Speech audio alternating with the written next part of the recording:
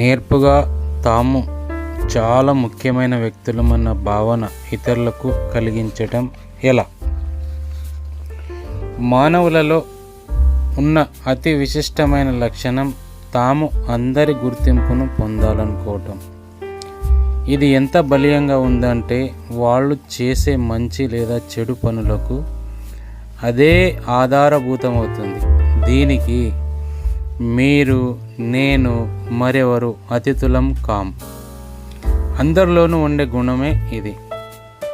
మానవ సంబంధాల విషయాల్లో నేర్పుగా వ్యవహరించాలంటే మీరు అవతలి వ్యక్తి చాలా ముఖ్యమైన వాడన్న భావన కలిగించాలి. ఈ అభిప్రాయం కలిగించటానికి మీరెంతగా ప్రయత్నిస్తారు అన్న అంశంపై ఫలితాలు ఆధారపడతాయి. ప్రతి వ్యక్తి తనను ప్రత్యేకంగా గౌరవించాలని ఆశిస్తాడు. ఇతరులతో సంబంధాలు మెరుగుపరుచుకోవాలని ప్రయత్నించటానికి అదే ఆధారభూతం అవుతుంది.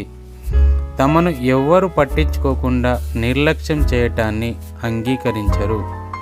ఇలా నిర్లక్ష్యం చేసిన, చులకనగా మాట్లాడిన అవతలి వ్యక్తికి అలాంటి గౌరవమే లభిస్తుంది.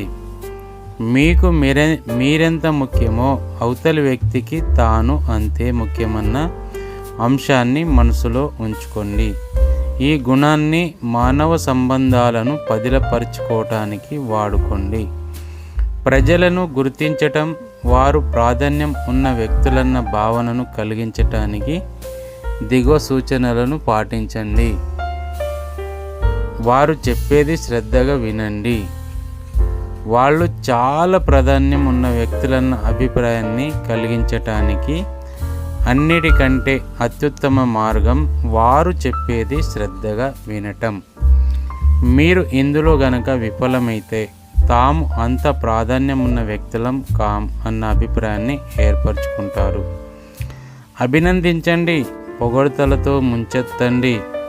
వారు మాట్లాడుతున్న సమయంలో ప్రశంసకు అర్హమైన ఏ సందర్భాన్ని విడిచిపెట్టకండి. హృదయపూర్వకంగా అభినందించడం మర్చిపోవద్దు. గుర్తింపు, మెచ్చుకోలు అనేవి మానవుల ప్రాథమిక అవసరాలని గుర్తించండి. మీ సంభాషణల్లో తరచు వారి పేరును ప్రస్తావించండి. మీరెవరైనా వ్యక్తులను పేరుతో పిలిచి చూడండి. ఖచ్చితంగా ఆ వ్యక్తి మీరంటే ఆసక్తి చూపుతాడు. కేవలం శుభోదయం అనడం కంటే శుభోదయం జానీ, మేరీ అని సంబోధించటం మంచి పద్ధతి. ఏదైనా ప్రశ్నకు సమాధానం చెప్పే ముందు కాస్త విరామం ఇవ్వండి. తాము చెప్పింది సావధానంగా విని పూర్తిగా ఆలోచించుకున్న తర్వాతే మీరు మాట్లాడతారన్న అభిప్రాయం కలుగుతుంది. అంతేకాదు, తాము పరిగణలోకి తీసుకోవలసిన విలువైన అంశంగా వారు భావిస్తారు. నేను, నాది అన్న పదాలను పక్కన పెట్టండి. మీరు గుర్తుంచుకోవాల్సిన ప్రధాన విషయం నేను, నాది, నా యొక్క పదాలను మీ వ్యాకరణలోంచి తొలగించండి. అదే సమయంలో మీరు మీ యొక్క పదాలను జోడించాలి. మీకోసం ఎదురుచూపులు చూస్తూ వేచి ఉండేవారిని గుర్తించండి. మీకోసం వారు వేచి ఉన్నారన్న విషయం మీకు తెలుసు అన్న రీతిలో వ్యవహరించండి. ఇది వ్యక్తిగతంగా మీరు వారిని గౌరవించారన్న భావన కలిగిస్తుంది. బృందంలో ప్రతి వ్యక్తితోనూ సావధానతో మెలగండి. బృందంలో నాయకుడు లేదా ముఖ్య అతిథి ఒక్కరే కాదు, అందులో పాల్గొన్న అందరిపై